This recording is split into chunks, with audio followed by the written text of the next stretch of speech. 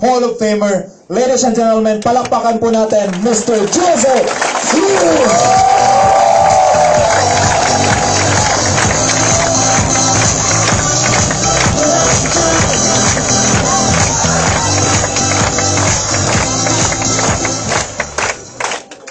Good morning!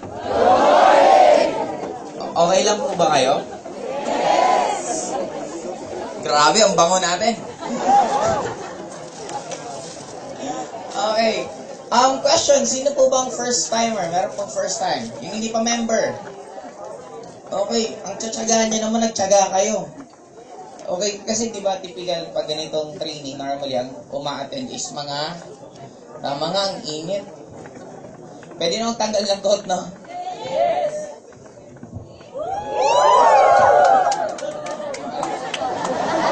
Huwag, kabibili ko lang nito eh. Hindi ko, first time ko sana gagamitin yun, kaya lang init. Anyway, papakilala po muna ako ng content. My name is Joseph Lim. I'm into AIM for almost 8 years. 8 years ko na po itong ginagawa. And sobrang ganda kasi sa dami po na naging experience ko sa iba't ibang tao na nakilala ko at nakasama ko, nakita ko gaano kaganda ang network. And mamaya explain ko po sa inyo bakit kailangan nyo mag-networking, anong pwedeng mangyari sa inyo pagdating ng oras, at kung ano man po nararanasan nyo ngayon, normal po yun. Okay? Now, ang kulit pala, parang mga alitap-tap na ang kulit, tingnan ako pumaypay nyo. Okay. Now, mag-uumpisa tayo, syempre. Sa pag-network, ang topic ko po, sabi nga, normally halos once a year ko itong ginagawa dito sa head office, pero sa iba't ibang lugar, halos madalas ko rin itong gawin. Now, ang topic natin is MDO. When I started in doing network marketing, this is my favorite subject. Nung nag-networking na ako, gustong-gusto ko kasi tatlong subject lang pag-aaralan mo. OPP, Product Demo, MDO. Sa school, ang dami mong subject na pinag-aaralan, tapos hindi mo mako-connect kung saan mo siya gagamitin pag nasa-graduate ka na. Now, ang kagandahan dito sa new distributor orientation, even if you're not doing network marketing, kaya itong makarelate sa buhay ninyo. In short, mas makakatulong to for you to become a better person para mas makita mo yung positive outlook ng buhay. Okay, now, magsisimula tayo sa lahat. Bakit may mga taong sumasali at may mga taong hindi sumasali sa networking? Okay? Umpisa natin ito sa walang kamatayang fear. And bago ko makalimutan, buti na lang naalala ko, may binilin po sa akin. Nandito po ba yung mga grupo ni Marco Malyari? Oo, nasa unahan. Okay. Now, sabi ng apply nyo, makinig daw kayo sa akin. Now, anyway, balik tayo dito. This false expectation appearing to be real. Ito yung mga takot na kaya siya nagiging takot is normally, naglalaro lang naman sa utak mo. Marami sa atin, may mga nagtatanong sa akin, Aplen, anong gagawin ko para maging katulad nyo kami? Or maging katulad ko kayo? Guys, for you to become successful sa pag-network, hindi mo kailangan gayahin yung journey mo sa kada ibang tao. Ang pinaka-importante is talunin mo lang kung sino ka kahapon. It's already enough. Parang ganito, kung dati nakikinig ka dyan, tapos sunod, inutusan ka na mag-erase ng whiteboard, achievement tawag doon. Kasi dati nga, nanonood ka lang, hindi ka pa part ng group, ngayon part ka na, achievement yon. Kasi the moment ang goal mo agad kumita ng maraming pera, ang magkaroon ng kotse, yumaman, yun ang pinakamababaw na reason, at karamihan tao, pag yun ang naging reason mo, yun ang unang-unang nawawala sa ganitong business. Okay, now, dito sa false expectation appearing to be real, mawawala lang to. Okay, syempre pag sinabing trinay mo. Pero ang fear, meron siyang kakambal na doubt. Lahat tayo, anything na first time mong gagawin, lagi itong magkakambal na dalawa. Then, para mawala to, anong dapat niyong gawin? Subukan nyo. Now, parang ano yan eh, sino dito ang, parang puro kabataan na. Ito na lang, tita, ano pong pangalan nyo? Luz, may tanong ako sa'yo. Naalala mo yung first kiss mo? Naalala. Ilang taong ka nun? Hindi mo nakalala. 17, okay. Now, anong naramdaman mo na first na ginawa mo yon? Kinabahan. Okay, imagine mo, I'm sure lahat tayo ganon. Anything na first time mo siyang gagawin, kakabahan ka talaga. Ako hindi ko makalimutan yung first kiss ko kasi nasa loob po kami ng tricycle. Okay? First year high school ako that time. Galing kaming, nagsimbang gabi kami. Nung pauwi na kami ng bahay, di kasama ko yung ex ko. Sabi, kinalabit ko. Sabi ko, uy, pakis. Siyempre, di ba, pag bata, nagpapaalam. Sabi ko, pakis naman. Lumingon sa akin. Kinabahan ako nung sagot kasi paglingon, gumanon. Ang problema, kasi ako, I'm expecting na tatanggi. Na siyempre, parang, ayoko, parang gano'n. Umuo. Ang problema ko, hindi ko alam gagawin ko. Kasi first time wala naman first time na magaling ka. Basta ang sabi nila, pag ganun daw, di ba, pipikit. Di pumikit ako. Problema, wala akong makita. Sabi ko, madilim pala. Okay, isa pa naging problema ko, hindi ko alam kung hihigupin ko, sisip-sipin ko, di ba? Wala akong alam kung anong gagawin. Basta pag pikit ko, tinansya ko na lang kung nasaan siya, umarap ako ng ganon, tapos parang hinarap ko yung ulo niya, tapos nung magdampi ang aming mga labi. Ayan, okay. Nung pagdampi ng ganon, smack lang naman po, bata pa eh. Okay, pag kiss ng ganon, sabi ko, ganon lang pala yung kiss. Kasi nung hindi ko pa siya na-experience, ang daming kwento. Kay tamis ng unang halik. Para ka nakakuryente. Para kang lumilipad sa langit. Di ba ang daming ganon? At kinakabahan pa ko that time kasi ang paniniwala ko, pag nag-kiss ang babae at lalaki, mabubuntis yung babae. Di ba kasi sa mga TV before, nung nanonood pa po ako ng TV, di ba pag sa mga may scene na nag-kiss, di ba pagka-kiss, hihiga, pagkahiga, buntis na. Di ba hindi naman pinapakita yung actual? Kaya, I'm thinking na ganun talaga yung nangyayari. Then only to find out na hindi naman. Now, yung first mo, nakakatakot.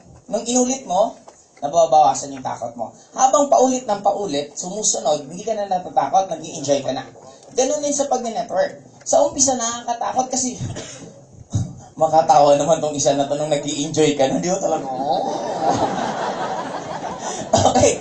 Now, parang networking din po yan. Nung first time kong punta dito, nakakatakot din. Bakit? May kilala ba ako? Anong gagawin ko pag nasa office na ako? Kaya ang pinaka-importante nga sa lahat, para sa akin, antayin mo ang downline mo maging at ease sa business. And hindi siya nangyayari instant. Kailangan mo siya bitbitin na samahan sa office, ipapakilala sa mga tao, hanggang maging at home siya. Pag nagiging at home siya, mas magiging madali yung pagkatrabaho niya. Okay, now, dito sa try na to, doon na siya nawawala, doon na nasasagot. Now, after try, ito na ang pinaka-importante at pinaka-gusto ko sa lahat is bakit mo siya kailangan gawin. Number 1, meron akong mga sarili kong reason bakit ko siya ginagawa. Pinakamaganda kong reason ngayon, this is trend. Anong ibig sabihin ng trend? Uso. Pag uso, wala kang choice. Sumabay ka or hindi, talagang kailangan mong sumabay. Pwede kang tumagal na hindi ka sasama, but end of the day, magiging part ka pa rin. When we started, alam nyo ba nung nagsimula kami 8 years ago, pag nagsiseminar kami ng ganitong oras, ang attendees namin, mga 10, 20. Ngayon, ilan na? Tingnan nyo sa inyo, hindi na tayo magkasya, dami pang tao sa labas. Now, bakit siya nagiging trend? Kasi guys, sa law of supply and demand, pag maraming supply, nagiging mura. In short, parang asin. Since lahat ng dagat meron asin, na murang-mura yung asin. Okay? Parang bato, ganun din. Ang daming mga bato kung saan-saan, kaya nagiging mura. Diamond, gold, bakit siya mahal? Kasi kukunti lang. Now, ano ang oversupply sa panahon natin? Unemployed. Ang daming walang trabaho. Since maraming walang trabaho, kahit mura ang sweldo sa isang empleyado, okay lang. Bakit? Ang daming pwedeng mag-apply ulit. Okay, now, ano ang point ko guys? Ang kagandahan ng networking, mayroon siyang economic proof. Pag nag-boom ang isang industry, sabi natin nag-boom isang country, pag nag-boom siya, ibig sabihin maraming pera. Pag maraming pera, maraming bibili ng products. Pag ang country mahirap, katulad ng Philippines, isa sa, kumbaga hindi tayo ganun kayaman na country, kahit mahirap tayo, maraming gusto mag-networking kasi maraming gustong kumita ng pera. In short, kahit saan status, maging boom ang country, maraming bibili. Pag ang country mahirap, maraming mag-join sa networking at maghahanap ng pagkakitaan. Yun ang isang pinakamaganda dito. Trend. Okay? Number 2, this is the big money versus small money. Now guys, napaka-importante ito. Bakit? Nung nakita ko to, dito lalong parang sinabihan ako na lalong talagang hindi ako maging empleyado. Why? Question. Sa sweldong 20,000 na lang per month, malaki o maliit? May hindi ba member na lalaki? Sino pong hindi pa member? Pwede pong part asama. Member na kayo? Hindi ba kayo member? Ba't ganyan suot yung damit? Okay. Sino pa? Ito na lang. Bro, ano pangalan mo? Jimmy. Jimmy, tatanungin ko sa'yo. Ang sweldong sabihin na lang natin, 30,000 per month. Malaki, maliit? Para sa inyo, malaki o maliit? Okay. Jimmy, may pangarap ka ba?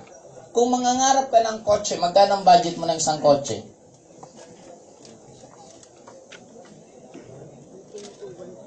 Ano yung millions? 1 million, 2 million, 3 million? 1.2. Okay. Kung magkakaroon ka ng bahay, Jimmy, magkano ang budget mo? 4 million. Okay.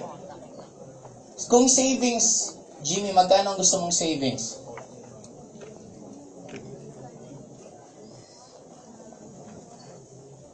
$20 million. Okay. Total, ang pangarap ni Jimmy, magkano? 25.2.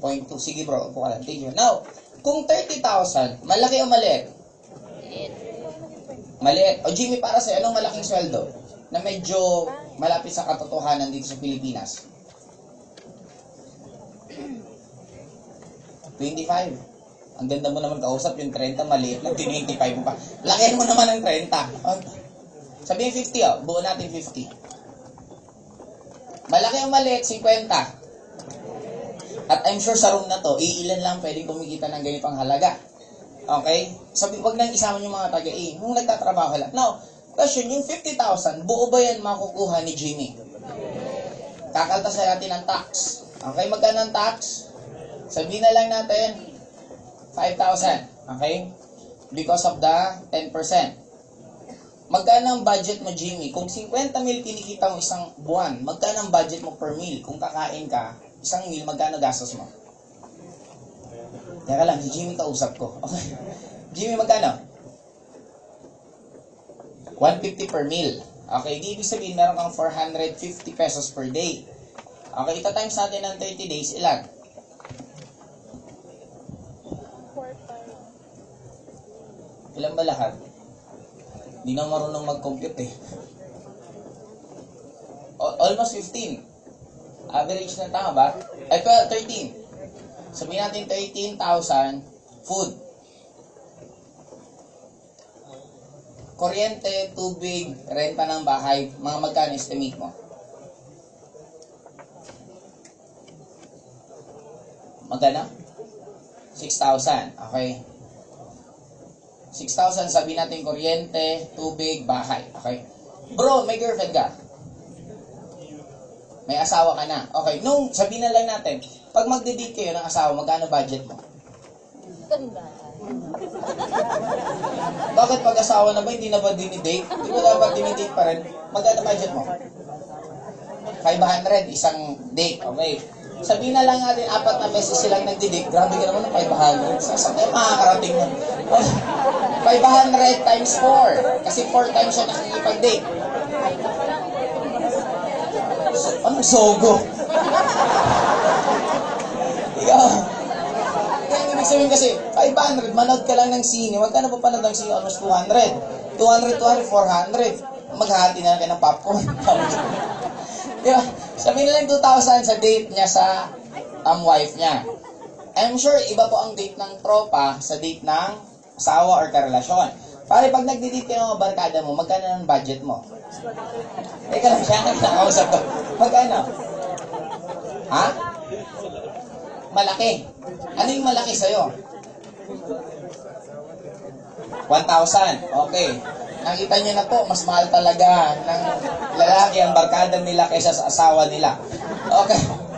4,000. Okay. Now, kung iisa-ising ko pa dyan lahat, ang dami pang klaseng kaltas. SSS, GSIS, PhilHealth, pabango, pamasahe, so on and so forth. Now, eto na lang, compute natin lahat. Magkano yan?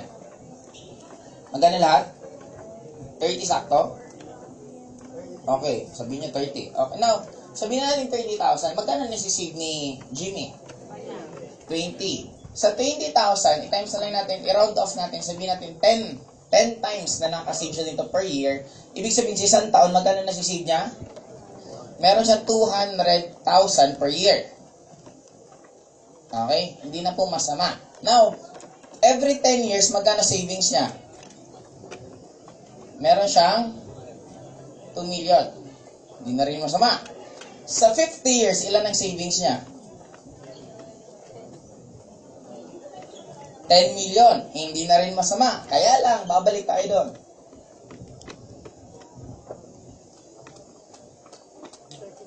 Yung pangarap niya, hindi pa rin naaabot sa kinikita niya. Nung nakita ko to, doon ako nag-decide na, bakit kailangan mag-work? Mag-work para saan? Para payamanin ko yung iba. Mag-work para saan? Para ikulong ka ng paulit-ulit sa loob ng cubicle ng trabaho mo.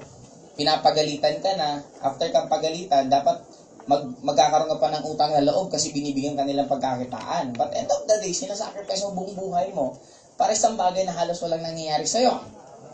Sabi nga, what is the weird thing about sa tao? We're so busy making money, neglecting our own health, and in the end, we're going to spend all our money to save our health.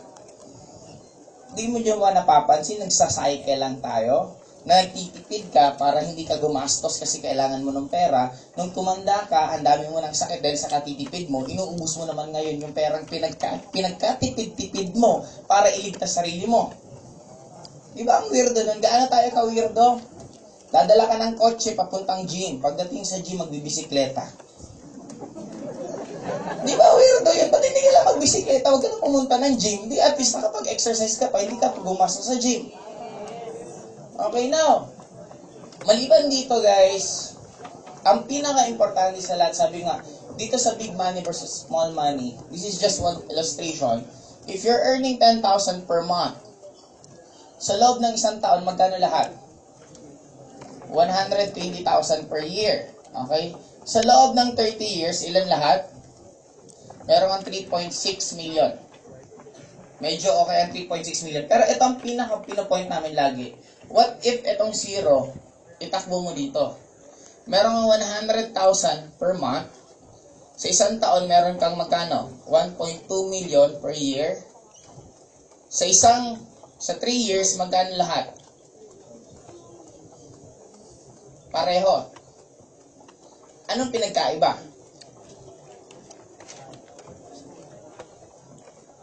Guys, if you're going to do networking, especially AIM, ang sinisave nyo po, hindi naman po actually pera, it's the time. Sabihin na lang natin, 10,000 sarado pare-para tayong kinikita. At least meron kang 27 years na pwede mo pang gawin or maghanap ka pa ng ibang source na pagkakitaan.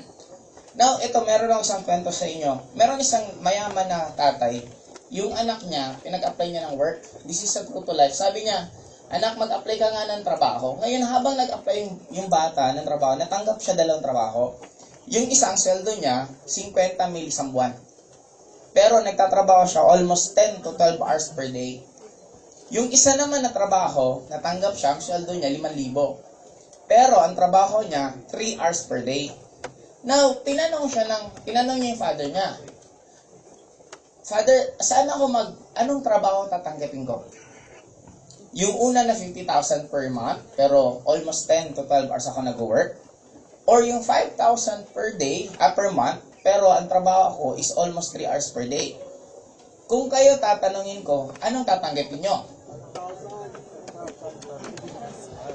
Ano? 5,000. Okay, pero yung totoo. Diba? Normally, it will be the 50,000. Bakit? Ang laki. Kaya lang, alam mo sabi ng tatay, tanggapin mo yung 5,000 per month na 3 hours per day ka lang. Sabi niya, bakit? Ang laki-laki ng 50. Mas maganda na tanggapin mo lang yung 5,000 kasi sa 3 hours per day, meron ka pang at least 10, o sabihin na natin, i-average, meron ka at least 10 hours na pwede ka pa maghanap ng ibang opportunity na pwede kang kumita na mas malaki pa sa 50 mil. Pero pag yung 50 mil ang tinanggap mo, buong buhay mo, matatali ka na lang doon kasi after ng work mo, mapapagod ka, kailangan magpahinga, kailangan mo ulit pumasok sa trabaho, and so on and so forth. Kayo, nasaan kayong status pag gano'n?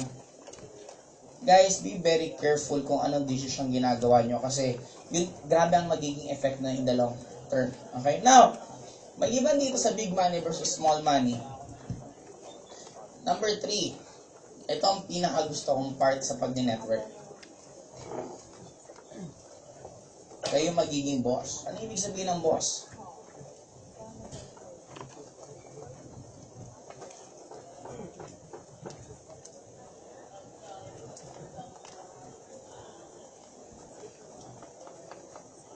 Pag nag-uumpisa po kayo sa pag-network, ganito po kalit kita nyo.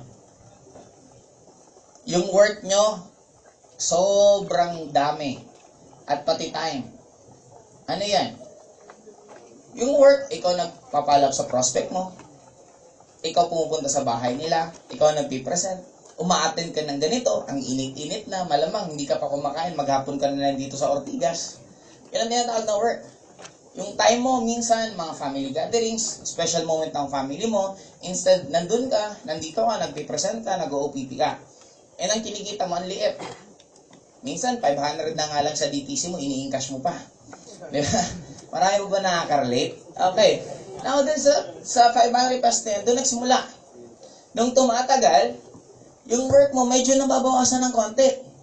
Bakit? Nagkaroon ka na ng mga grupo. Yung mga grupo, instead ikaw nagpipresent, i-text ka na lang, upline. May pupunta dyan sa office, pwede po bang pa-assist? In short, pupuntaan mo sa office, i-assist mo na lang siya. Now, yung time mo rin, hindi na ganon. Kasi bakit? Hindi ka lang minsan nag-attend ng training. Kasi since marunong ka na rin lang naman, kahit ang ginagawa mo na lang, nag-a-assist, nag-OPP. Ang kita mo, medyo lumalaki-laki na. Ito na yung baka nag-3,000 ka na isang buwan, nag-5,000 ka na isang linggo, doon na pataas ang pataas. At there will come a time. Ito na lang yung work mo, ito na lang yung time na ini-spend mo, pero yung kita mo ganito kalaki. Guys, nandito kami status na to right now. When I started, dito din ako nag-start. Why? Para makapag-attend ng ganito, kailangan mag-travel ng 12 hours. Galing akong Bicol, sasakay ako ng ordinary bus, Sinchud, bababa pa kami ng Pasay, then after nun pupunta dito. Yung pagkain, sakto-sakto. Minsan, ultimo Jollibee, naligo. Yung alam mo yung Jollibee Pasay sa may Filtranco. Diba 24 hours yun? Nagawa namin dun maligo. Oo, talo-talo na. Nanghiram kami ng tabo, mabilisan lang naligo, tapos direct. Kasi pag maliligo lang naman, pinaka-importanting malinis ito. Tapos mukha, yun ang nakikita, yung natatakpan ng damit, okay na kahit. Diskarte lang. Okay. Now, dito sa building na to, nagawa namin maligo din sa 4th floor. Di ba yung CR dito? May hugasan doon ng mga map. Sa pagpasok ng CR ng lalaki, hindi ko kasi alam CR ng babae. Pagpasok ng CR ng lalaki, may hugasan dito ng mga map. May gripo doon. Doon kami naligo. Kasi ang point, ang paniniwala ko especially sa buhay, I don't care kung mag-elevator ako o mag-stairs ako. Mas importante sa akin, magagawa ko yung gusto kong gawin. In short, mas mabilis ko siya matatapos. Even mag-taxi o mag-kotse, kung mas madali mag-taxi, I'd rather go sa taxi. Okay, kaysa magkakotse ka, ang tagal-tagal. Pagdating doon, hanap ka pa ng parking, hanap ka pa kung saan pa pwesto. Unlike pag-taxi, pagdating mo, baba ka na. Now, guys, just imagine this. Dito, sobrang hirap. Maraming nag-quit ditong stage. Pagdating dito, mas lalong dumadami. Pero kung alam nyo lang na unti-unti nyo lang tiyagain, darating ang time. Right now, I'm averaging more than 100,000 per day. Pag-work ako or hindi. Tatanungin nyo, bakit nagsasalita ka pa? Guys, we're not getting paid para magsalita sa inyo. Nagkataon lang na this is my passion. Ibig sabihin passion, even if I'm paid or not, gagawin ko siya. Bakit? Ang sarap ng ginagawa. May nagtanong sa akin, Joseph, kailan ka mag-re-retire sa pag-networking? Sabi ko, bakit ako magre-retire? Hindi naman ako nagtatrabaho.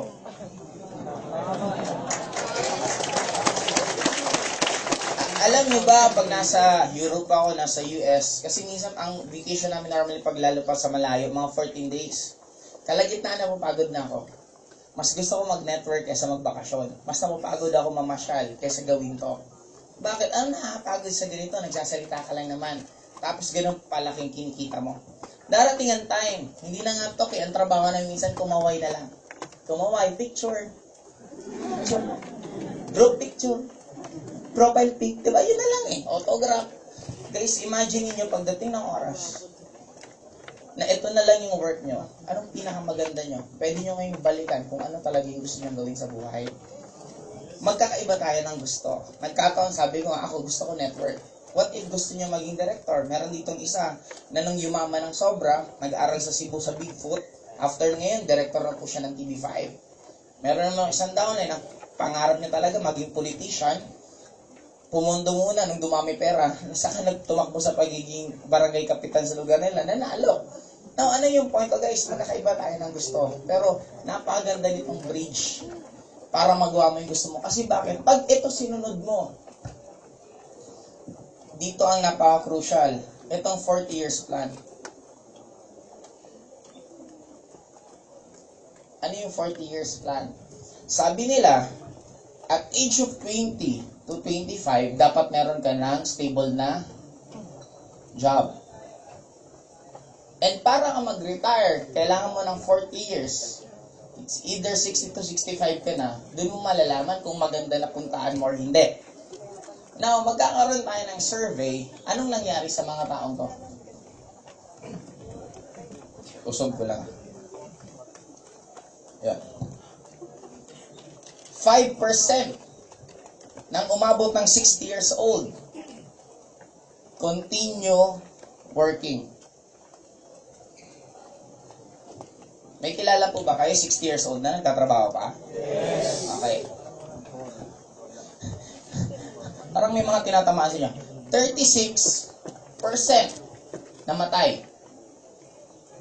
Bakit? Hindi naman lahat ng tao umaabot ng 60 years old. In short, hindi na nila na-enjoy pag-retire nila. 56% dead, broke, baon sa utang. Guys, ito no offense man, pero reality.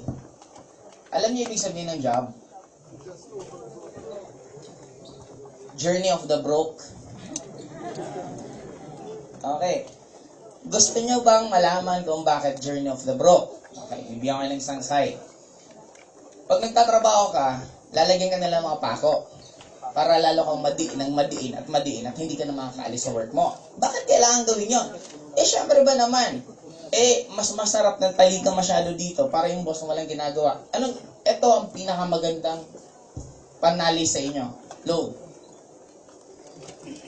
Bakit kailangan ng loan? Para lalong hindi ka aalis. Di ba pag may utang ka, minsan nabibigyan ng opportunity ng ganito, hindi mo ma-accept at hindi mo maintindihan masyado yung mga message kasi masyado kang iniisip yung babayaran mo. Now, itong loan na to, tingnan nyo kung empleyado ka at gusto magkaroon ng bahay, mag-housing loan ka. Pag nag-housing loan ka, gaano katagal? 25 years. Ibig sabihin, 25 years ka na may utang. Pag nagkaroon ka ng bahay, bibili ka ng appliances. Yung appliances mo, napakaliit ng down payment at napakahaba ng bayaran. Ito pinakamalala.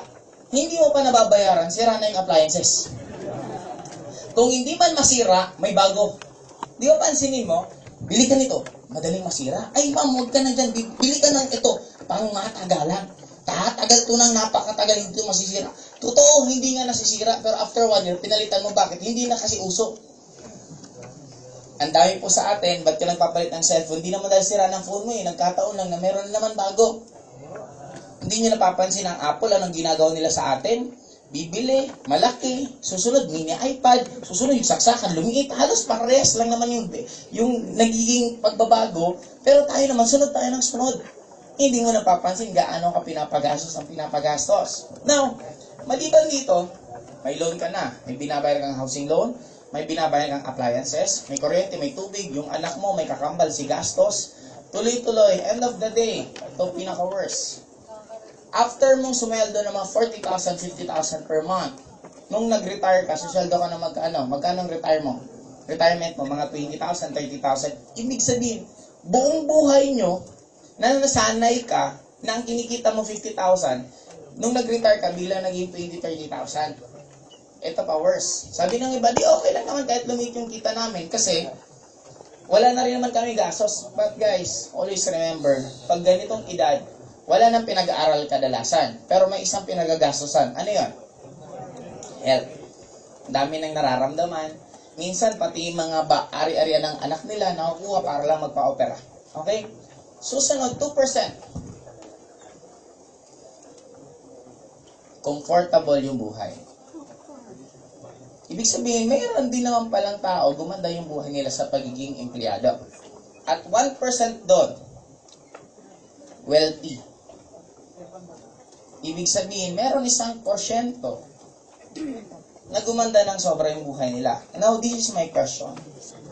Kung ganito pala pupuntahan nyo,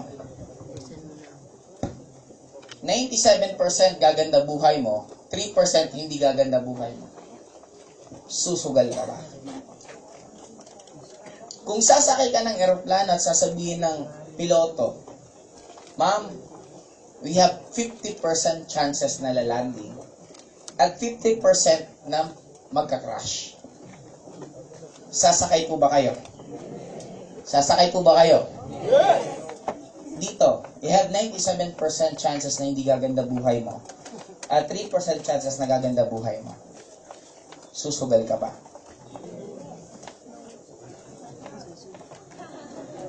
Now, the choice is yours. Guys, you can never cross ocean kung hindi mo kayang iwanan yung islang kinalalagyan mo. Kailangan mo magkaroon ng guts, mag-take ng risk. Kung para sa'yo hindi barya ang halaga mo, then bakit ka nag-aalaw na tinatanggap yung barya yung sinisweldo sa'yo? Guys, etong survey na to, ginawa to hindi sa Philippines. This survey na to, ginawa to sa United States. What more? Dito sa Pilipinas. Kaya, mag-isip-isip po muna kayo, tanongin nyo sarili nyo. Ang masama pa dito, pag nagkamali ka, hindi ka naman pwedeng ulit. Pag 60 years old ka na, pwede ba, Lord? Isa pa, ulit-ulit ako sa 20 years old, tatry ulit ako ng ibang opportunity. You cannot do that. Sa networking, may tinatawag na 4 years. 4 years plan. Ano yung 4 years plan? Kung hindi ka magiging mayaman, napakayaman mo. Pag ginawa mo ng 4 na taon, ng tuloy-tuloy ang pag-networking.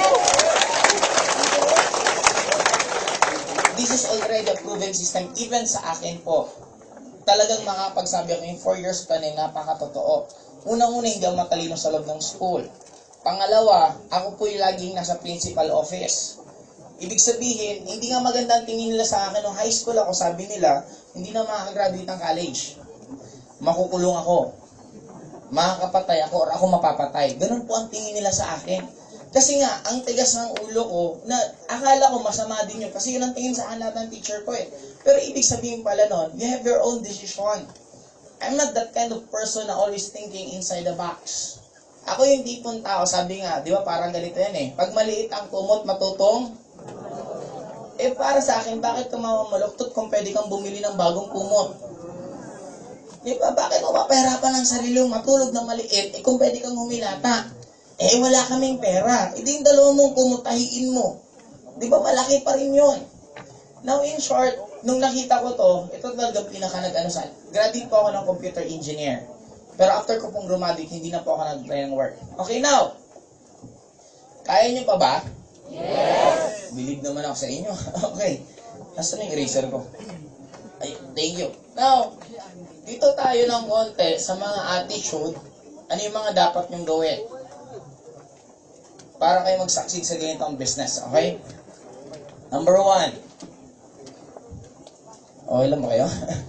Okay, number 1. Attitude.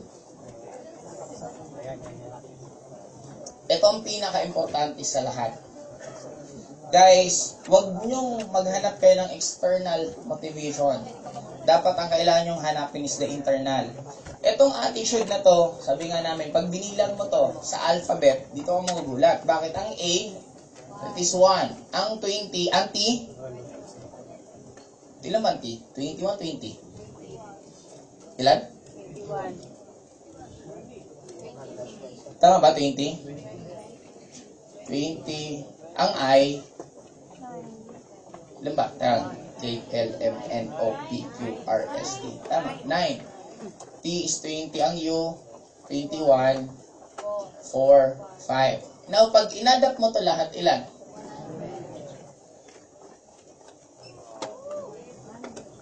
Ano yung point ko, guys? It doesn't matter who you are. doesn't matter if you're graduate or not. It doesn't matter kung ikaw black sheep sa family mo, kung sino ka man. Ang end of the day, you can still learn kung anong napag-aaralan namin ngayon.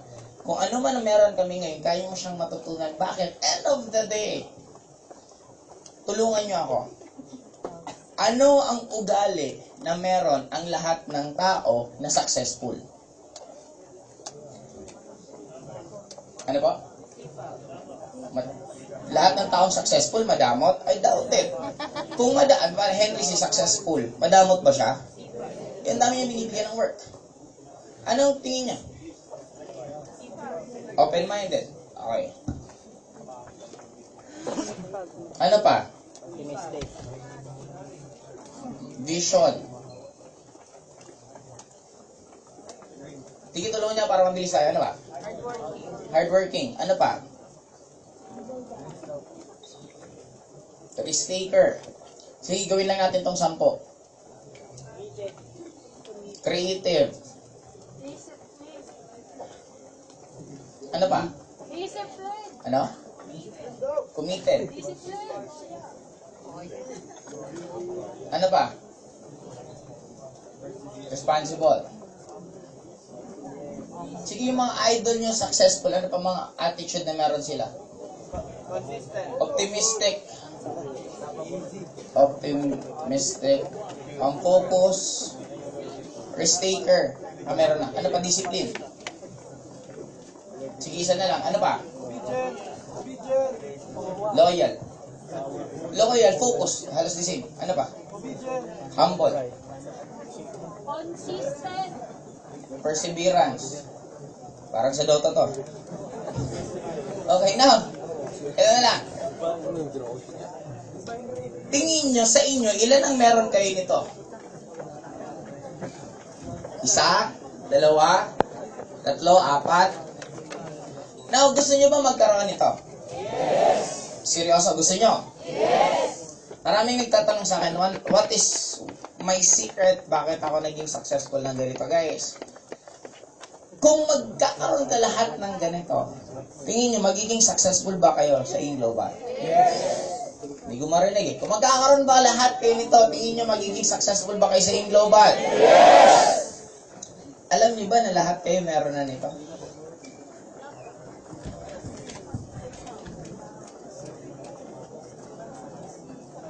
When we were a child, lahat ng to meron tayo.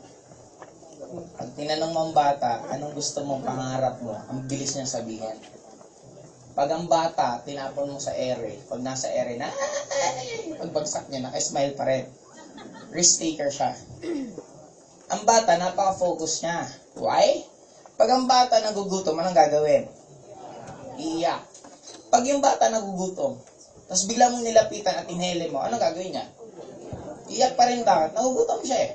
What if yung bata, palit ng diaper? Pero nagugutom siya, anong gagawin niya? Iiyak pa rin. What if yung bata, pakainin mo, anong gagawin niya? Tahan. Second scenario, yung bata, basang-basa yung diaper. Punong-puno na. Anong gagawin niya? Iiyak. Pakainin mo. Anong gagawin niya? Iheli mo. Anong gagawin niya? Palitan mo diaper. Anong gagawin niya? Guys, yung bata hindi marunong magsalita. Pero lahat ng gusto niya, nakukuha niya. Why? Because he will never stop. Hindi siya titigil. Guguluhin na niya lahat ng tao sa bahay na yan. Waaah! Pag hindi mo binigay, kayo kawawa lahat. Guys, that is one of the most important attitude na meron tayo na tinanggal natin. Habang lumalaki tayo, ang daming reason natin natutunan. Bakit hindi ka nagsasucceed? Kasi parang ganito sa networking, gusto ko apply yung maman, grabe! Na-reject, kaya ko ma-apply, grabe! Na-reject ulit, apply, nauna na kasi sila. Makita mo, ang dami na lang reason. Una, parang may iba kong downline. Wala pa kaming center kasi dito, kaya hindi kayo makakataw. Nung nagka-center naman, hindi pa rin umahataw. Guys, we can have all the stores we want na bakit hindi ka kailangan magiging successful. Pero lahat na naging successful dito, mas malala pa ang pinagdaanan sa inyo. Then bakit sila naging successful? Because they chose to become successful. Sabi ko nga lagi, may effort ang pagiging mayaman. Totoo, pero may effort din ang pagiging mahirap. Anong effort ng pagiging mayaman? Dapat aayusin mo buhay mo, dapat nag-learn ka, dapat nakakapaikot ka ng mga positive na tao. Anong effort ng mahirap? Dapat huwag mong susolusyonan problema mo. Pag may problema ka, magreklamo ka lang magreklamo. Di ba effort yun? Anong mas madali? Solusyonan mo o magreklamo ka na magreklamo? Parang ganito, gusto mo ng sandwich. Anong mas madali? Kumuha ka ng tinapay, lagyan mo ng palaman, kainin mo, or bumili ka, or nandyan sa harapan yung mesa, gusto ko ng sandwich, di ba? Mas mabilis gumawa ka ng paraan. Ang mahirap, grabing effort nila, ano yun? Kahit ang hirap na ng buhay nila, wala pa silang ginawa pagbabago, kailangan sila laging nanonood ng soap opera. Habang nanonood sila, lalo nilang ginajustify yung sarili nila na maganda maging mahirap, maganda maging mahirap, maganda maging mahirap. Bakit? Dahil sa TV, sa soap opera, ang mahirap laging bida. Ang mayaman laging masama ang ugali. Kaya syempre, sino ba naman ang gusto maging kontrabida? Syempre, lahat tayo gusto natin maging bida. Kaya habang nanonood ka ng soap opera, subconsciously, binibigyan ka niya ng message na maging mahirap ka, maging mahirap ka, maging mahirap ka. Di mo may kasabihan pa nga, kung sino daw yung mahirap, yun ang mahal ni Lord? Di ba unfair na mayaman pala? Hindi. Di ba parang malabo naman yun? Kung pag-end of the day, hindi naman importante yung actually kung anong meron sa'yo. Kaya lang, ang tanong lang dun, kung gusto mo yung mangyaring pagbabago sa'yo, kaya naman eh. Now, ano ang point ko guys? If you can still learn to go back kung sino ka noon, mas magiging successful ka. Don't ever grow up. Growing up is a trap. Bumalik ka sa pagiging bata, matuto kang laging nakasmile. Ang bata, ultimo ba po, napaglalaroan niya, nag-i-enjoy siya. Ikaw minsan, may cellphone ka na, marami ka ng sapatos, na hindi ka marunong maging masaya. Guys, paano to babalik? Alalahanin, kasi tayo, ang naging problema sa atin, nung pinanganak ka, may namili ng pangalan para sa'yo. Nung lumalaki ka, may culture ka na nakasanayan. Ibig sabihin, hindi ibig sabihin na yan ang culture mo, yan ang tama. Nagkataon lang na yan ang nakalakihan mo. Lagi ko ang sinasabi, nagtanong ka ba sa kutsara tinidor, tinanong mo sila, bakit sila ginagamit mo, bakit hindi chopstick? Pero pag nasa Chinese ka naman, chopstick ginagamit. Kung kasalanan ba ng Chinese kung nagcha-chopstick? Hindi, yun din ang nakasanayan nila. Now, meron na nga ako sa'yo. Ito, passion. Number 1, pinanganak ka, may nagbigay ng pangalan. Number 2, may nagbigay ng culture. Number 3, kung anong religion ng parents mo, normally, yun din ang religion mo. Number 4, meron mga teacher. Guys, hindi po ako nag-focus or nagtuturo po ng tao. Ang minimin ko po yung school education system natin. Marami pa mga teacher na nagsasabi sa atin na kami ang bahala sa inyo, sundin nyo lang kami, magiging maganda buhay nyo. Kailangan nyo pag-aralan lahat na tinuturo namin kasi pag pinag-aralan nyo, automatic magiging successful kayo sa buhay. Kaya, gulat ako bilang dumil doon. Ngayon, kaya lang guys, ganito yun. For me, it sounds funny. Nung nag-aaral tayo, alam nyo ba na ang daming ginibap natin? Ako, number 1 na ginibap ko nung nag-aaral ako.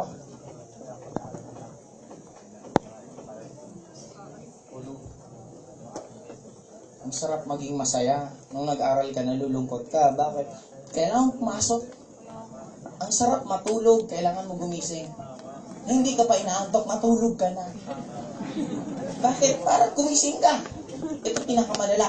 Dapat memorize mo lahat ng subject simula umaga hanggang hapon. Di ba torture yun? Bakit? Yung teacher nga natin, hindi nga nila memorize lahat ng subject. Di ba kada subject, ibang teacher natin? History, math, di ba iba-iba? Sila nga hindi nila ma-memorize lahat. Bakit tayo hindi na pinapamemorize nila lahat? Now, ang point ko doon guys, if makakabalik kayo dito, isa pa, gusto nyo bang maging happy? Gusto nyo bang bumata na mas effective pa compared sa perfect white at white light? Number 1, don't celebrate your birthday. Kasi pag sinelebrate mo ang birthday mo, parang sinasabi mo sa sarili mo, tumanda ka na naman ng 1 taon. Nagyaya ka pa ng mga kaibigan mo, yung mga kaibigan mo, inatrack din nila sabay-sabay, tumanda na naman siya. Okay? Now, ito pa ang pinaka malupit doon. Guys, if someone asking you kung ilang taon ka na, don't mention your age kung kinakasama ng buhay mo yon. Di ba, minsan, pag ilang taon ka na, pag nag-40 above ka na, di ba, parang ang hirap banggitin? Hindi gumawa ka ng sarili mong kalendaryo. Ilang taon ka na? 23A. Next year, ilan taon ka na? 23B. O di, bakit gano'n ang edad mo? I have my own calendar. Di ba? At least masaya ka.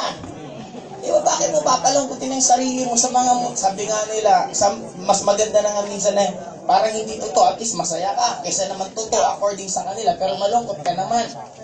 End of the day, nag-invento lang naman ng calendar. Ang dami ng klaseng calendar, hindi naman lang yung Juliet.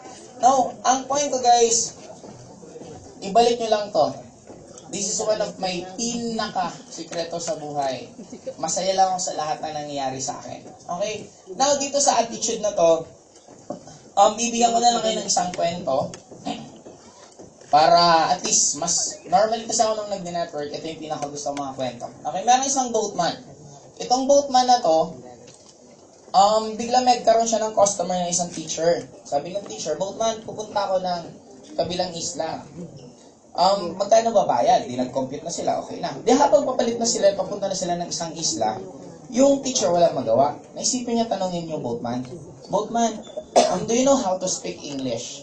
Eh, siyempre, boatman lang naman. Sabi ng boatman, sabi nung teacher, don't you know, you lose 1/4 of your life because you don't know how to speak English.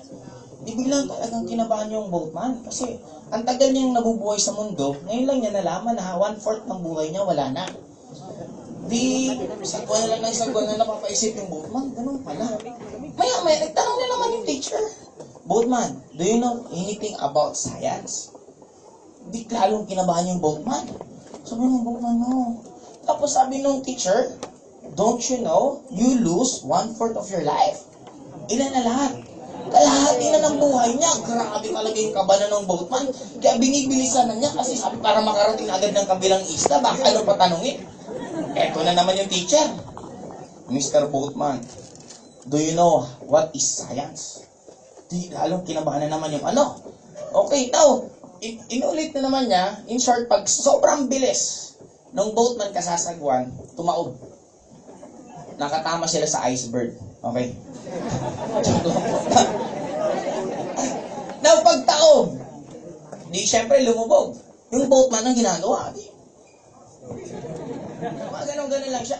Yung teacher, sabi ng teacher, help. Di talagang hindi pa na marunong lumangoy yung teacher. Eh, sabi ng boatman, teacher, do you know how to swim?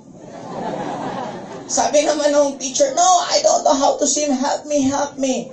Sabi ng boatman, therefore, you lose 1/2 of your life. Now, ano yung point doon, guys?